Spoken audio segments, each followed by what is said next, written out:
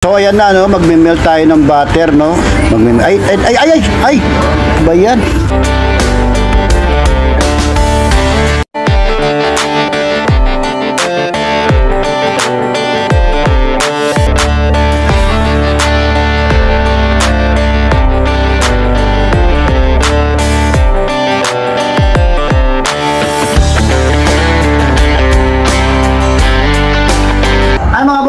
Magandang araw sa inyo lahat. Bago na naman akong recipe para sa inyo, no? Luluto tayo ng buttered shrimps. Pakasimple ng luto niyan, no? Pero this time may mga bago akong ingredients, no, na idadagdag sa buttered shrimps na sigurado ako magugustuhan nyo.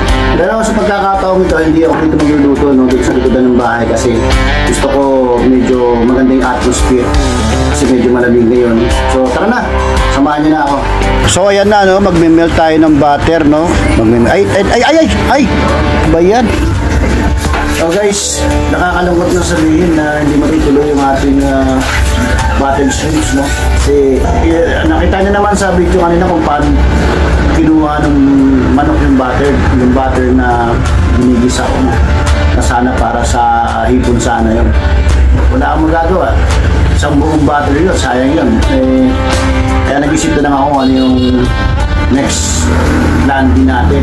Wala naman akong plano magluto ng ano ngayon, ng tinola. Pero since na makulit yung manok, hindi siyempre siya na lang niluluto ko. Para maibsan yung aking disappointment dun sa manok ng tinola na nilulutuin natin. Nagluluto ako ng tinola, mga boss. Nilalagyan ko ng kamatis yun. Yan naman yung natutunan ko sa aking ina na lumao. So, sinishare ko lang sa inyo. Subukan nyo yung tinolang may kamatis, guys. Pangalawa, dapat may tanglad dyan. Kaso, wala eh. Hindi na nakabili dahil nga wala naman akong plano magluto ng ano ngayon, ng tinola. Pero sobrang disappointed dito sa manok. Yan. Hindi siyempre siya na lang niluluto ko.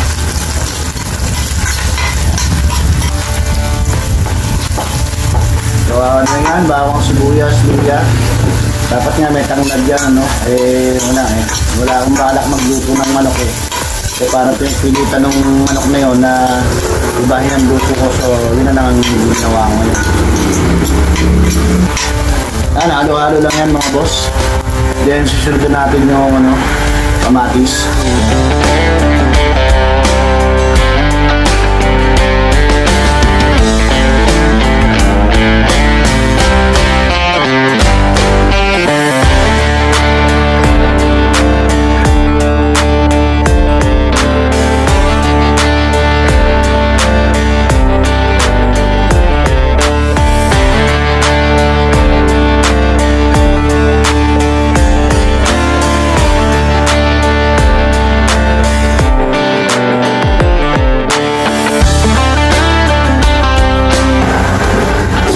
Lang muna natin mga boss hanggang sa masangkot siya yung ano, manok, no?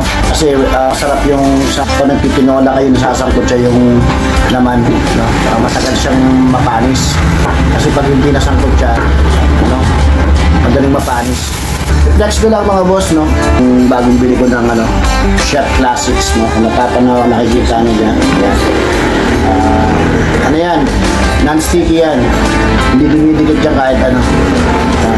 Mura lang yan mga boss, mga 2,500 lang. Pero mabigat siya. Saka madaling maluto kasi nakakompress yung init niya sa loob. Maliit lang kasi yung butas niya.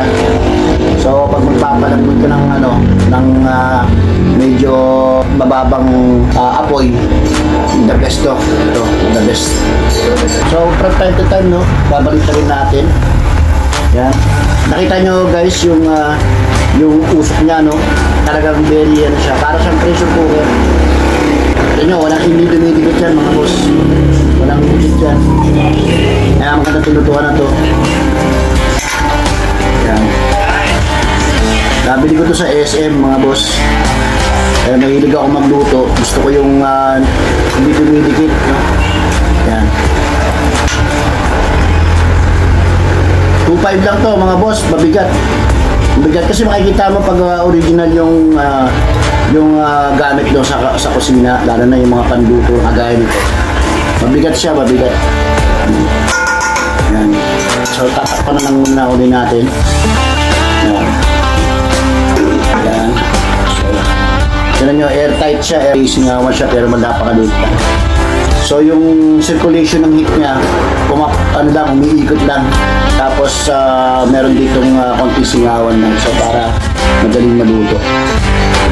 So, lagyan natin ng patis, mga boss.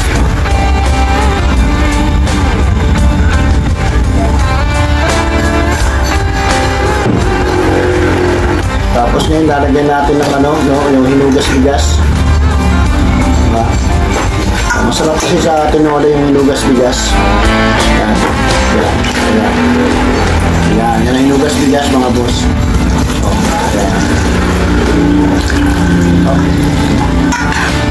Yan.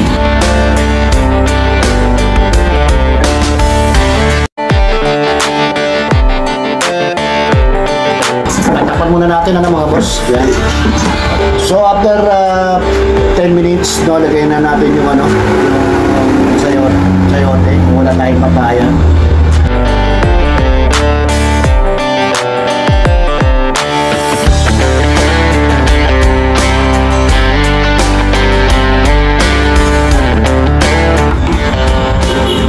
Tignan nyo guys yung sabaw niya guys. Yung effect ng kamatis. Yan. Tsaka medyo malabo siya dahil sa bigas. Yan. Yan ang technique ko pag nagluluto ako ng tinola. Hinugas bigas. Kaya medyo mabango siya mga boss. Napakabango niya. Okay. So, nalagyan na natin ngayon yung pechay.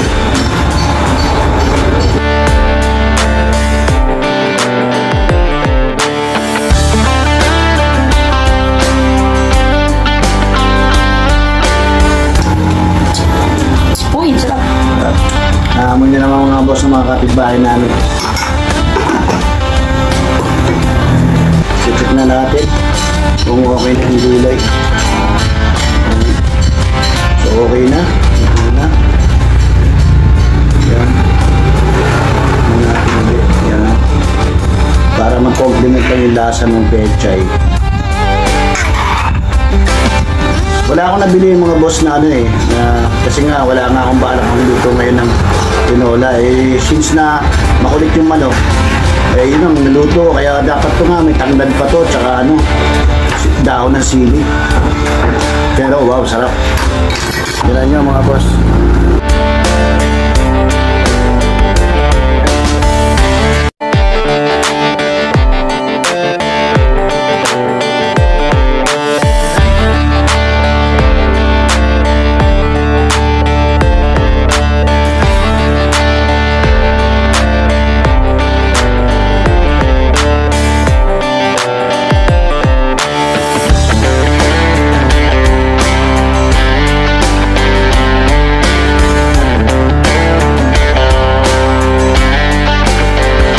That's it mga boss.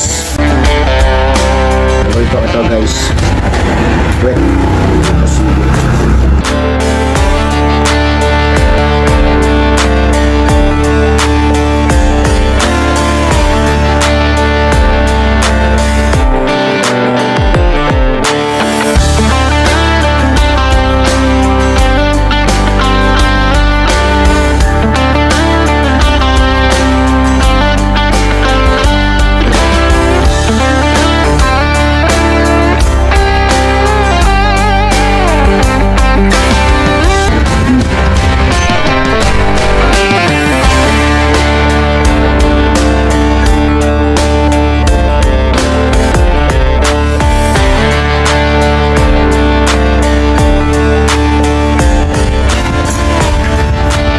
Bye. Thank you for watching. Salamat.